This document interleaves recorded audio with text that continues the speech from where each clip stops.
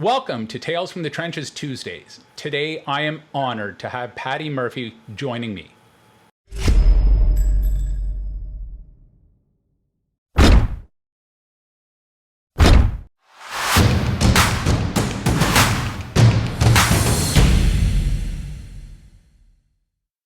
Patti is the Executive Director of the Youth Services Bureau Charitable Foundation.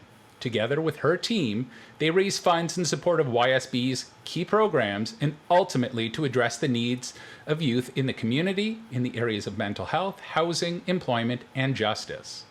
Prior to joining the YSB Foundation in early 2016, Patti was the Director of Communications and Fundraising with the Ottawa Food Bank.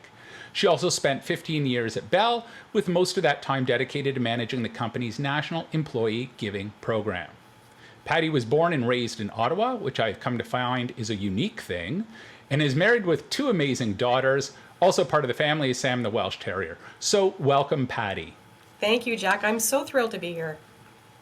Yeah. You know, when I was reading your bio, and I kind of given you some questions to ponder beforehand, I actually have decided to add a couple questions. So it fascinated me that you were with Bell beforehand, with the National Employee Giving. So can you kind of tell me how it's different to try to motivate the staff to donate? Because there's always been that big bridge and big hurdle that, you know, people are kind of giving of their time or working really at 120%. Now you're asking them to donate on top of it. So can you tell me how that kind of worked at Bell? Yeah, absolutely, Jack. So we had, what many companies I think had for many years is a payroll deduction option. And it was kind of just that. It was very transactional. You know, sign a form, you get a form on your desk when you became an employee, and you could choose from basically any charity, and the company itself matched specific donations to United Way and to post-secondary educational institutions. And so when we sort of took that function out of the sort of back office from a transactional sort of payroll place and brought it into the community investment team, we said, we really have to wrap around this. It can't just be executives saying, I give and you must give. It really has to be grassroots. It has to be going around and learning from employees who are already giving to charity. Why are you doing it? Why are you doing it through payroll? Why don't you give directly? We had a lot of questions about, is Bell taking a portion of this to be able to allow me to do it through payroll, which of course was a firm no, but really educating people in terms of how does the system work. We eventually over the years adopted a more robust online system. But it was really telling stories, which I think is common to all of our work. And it was even, in this case at Bell, it was storytelling. It was bringing charities in for a charity fair in different cities and saying, all right, we've got representation from 25 charities today. Here's your passport. There's Timbits, there's coffee. Come and visit these charities, learn about what they do. And then it's up to you. It was all about choice, which I think, Right. still to this day is so important. Most definitely. And did you find there was like a big uptake proportionately speaking, or was it something that, was kind of grandfathered in and maybe some of the employees that had been there for, decades were kind of used to it, but the new employees sat it out? I have really no idea. I would call it a slow burn where, we had the initial wave of employees that were already part of the program.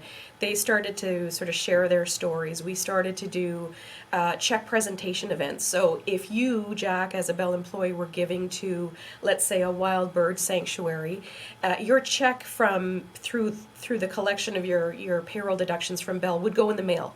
The check would be sent in the mail. And so you may have had your own personal connection to the bird sanctuary because you're there every Sunday caring for the birds, but there was very little interaction. There was no sort of connection to the company except for this check that arrived.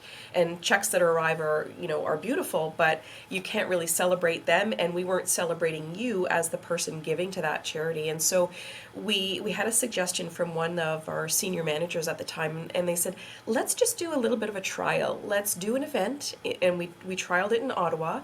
Let's look at who's giving to, let's say, 20 charities, and we'll do a small event, and it was coffee, muffins, and money. That's the name of the event. And those 20 charities were happy to come to Bell and happy to meet some of their donors face to face that they didn't have a connection to, and as were the employees. So we asked, every year we did the event, we said we will ask a new employee who's giving to that charity to come and actually do the check presentation. So it was really, it was very simple to do. We started to do it in about 7 different cities, and it became such a lovely tradition every year that those charities and those donors got together, and the conversations were great, and other employees started to say, what is this all about? Tell me a little bit more. Okay, so there is this program really is a thing. It's not just me and a form. So I think it humanized it, but also made those connections to donors so important for those charities. Yeah, it always fascinates me. I read a book, The Art of Giving, by Jeffrey Solomon and Charles Bronfman, and they contend that the days of these umbrella organizations are kind of coming to an end because people want to see the impact. So when you had your, if there were 100 people who wanted to give to the Boys and Girls Club, just, or Youth Services Bureau, for instance, they would all get lumped together, and the Youth Services Bureau would receive one check from Bell. Was there ever an opportunity to steward those gifts individually, or was it just as a collective? It started out being a collective, and then the employees had a choice to say, would you like us to share your name or any details, or would you yourself like to reach out and share that you are part of that? I did that exact thing with the food bank because I had been a donor to the Ottawa Food Bank for many, many years, and I wanted to volunteer, but I also wanted them to know that I had a history giving to the organization, and I come from extremely humble beginnings as a young person, as a child, and I wanted to share that connection in terms of, I've actually been giving to you for 13 years. You just don't know it already, and Right. and so that sort of opened up the opportunity for employees to make those connections, or if they wanted us to do it on their behalf, we would do that. Oh, isn't that great? Because the worst thing as a donor that you can come to is someone thanks you for your first gift, and you scratch your head and you go, oh my gosh, I've been giving to you for decades. What's going on here? And your first reaction is they aren't very appreciative of my gift if they don't even know that I've been giving for 13 years. But if there wasn't a mechanism for them to actually be told about it, then how would they know, right?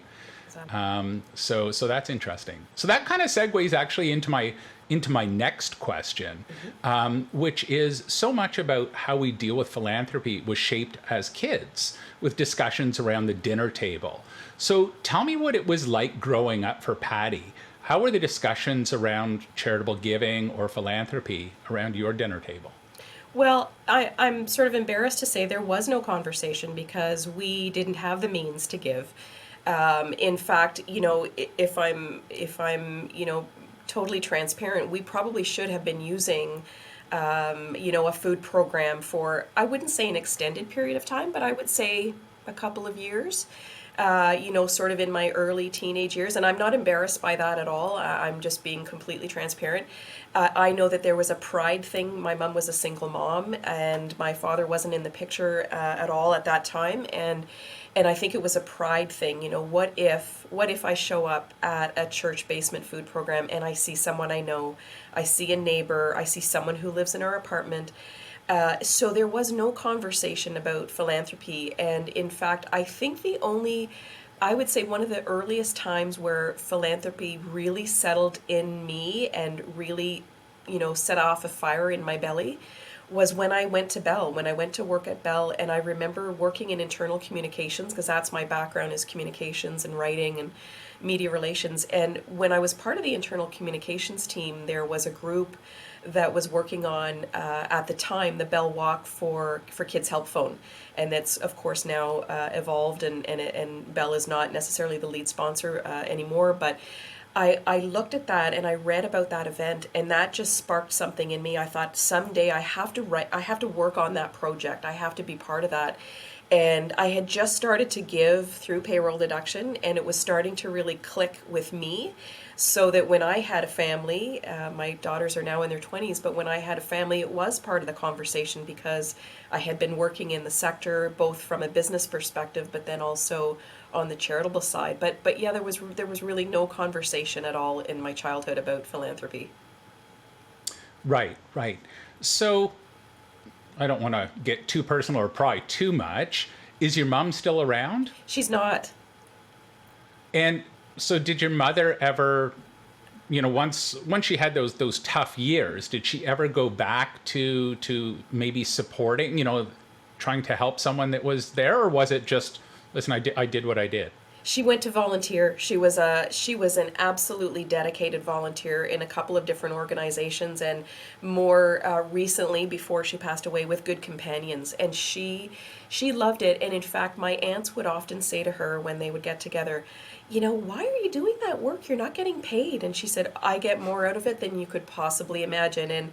And I think she tried to encourage some of her sisters, my aunts, to get involved. And there Right. wasn't the same sort of understanding, and I think partly because my mom could relate to perhaps needing to be on the receiving end of support, not that we ever did reach out, but having that really understanding of social services, and why they exist. And so her way of giving back was through her time. Wow, wow, wow.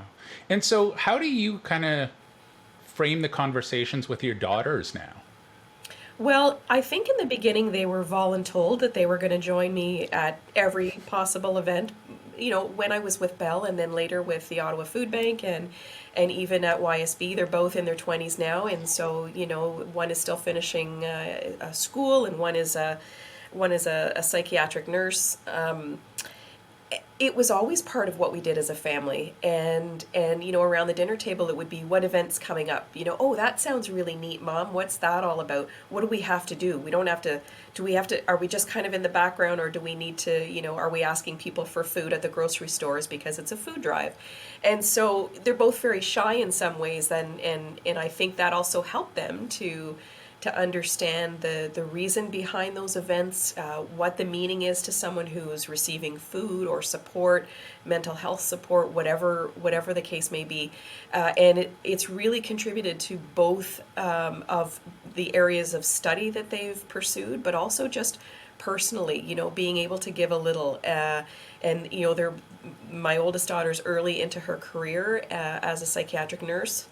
Boy, I tell you, she sees a lot of things. She's worked with the adult I'm sure. population, and now with a younger population. And my youngest daughter has received support from an agency in terms of just understanding her mental wellness and dealing with anxiety. So they come at it from a different way, but it's definitely part of their day to day. It's just become part of, it's almost not even a conversation anymore. It's just part of their day to day. Patti, if folks wanted to get hold of you, how would they go about doing that? Oh, I'd love that. So definitely reach out. pmurphy@ysb.ca is my email. I would welcome anyone to reach out at any time. And 729-1000 is our number. I'm also on Twitter. I'm on LinkedIn. I'm on Instagram. So usually it's P Murphy or Patti M. But certainly on social media, I try to be as active as possible. Probably more so in terms of LinkedIn. But by all means, I would encourage folks to reach out. I love to learn, so I also love to learn from others, and that connection works both ways. Wow, wow. I'll add all of your different handles in the show notes. But Patti, I just wanted to thank you for taking the time to chat with me today. It was absolutely one of the best ways to spend a Friday afternoon. I so agree, Jack, and I'm always up to chatting with you and learning from you as well. So I appreciate it very much. Thank you. Hi, folks. Don't forget to hit the subscribe button right here.